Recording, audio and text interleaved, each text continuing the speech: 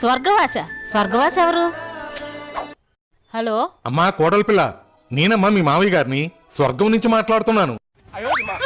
మావయ్య గారు ఏంటి స్వర్గం నుంచి మాట్లాడుతున్నారా? అక్కడ ఫోన్ ఫెసిలిటీ కూడా ఉందా? ఈ మధ్య జియోవాడు ఒక టవర్ వేశాడమ్మా. స్వర్గంలో అత్తయ్య గారిని కలిసారా మావయ్య గారు? అత్తకు మించిన అందగత్తెలు ఉన్నారమ్మా. ఇప్పుడు అత్త ఎందుకమ్మా?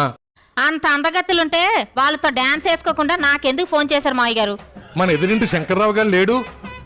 వాళ్ళు ఎదురింటి ఆవిడ తన సినిమాకి వెళ్ళాడని వాళ్ళ ఆవిడ కొట్టి కొట్టి చంపేసింది కదా మావయ్య గారు. ఈ విషయం మీకు కూడా తెలుసు కదా. వాడు నా దగ్గర ₹1,00,000 అప్పుగా తీసుకున్నాడమ్మా. డబ్బులైతే ఇచ్చేసాలే, కానీ వాడు రాసిచ్చిన ప్రామిసరీ నోటు నేనివ్వడం మర్చిపోయాను. అది కావాలని ఇక్కడ నన్ను తినేస్తున్నాడమ్మా. అమ్మా పరుపు కింద ఉందేమో చూడమ్మా. ఉంది మావయ్య గారు.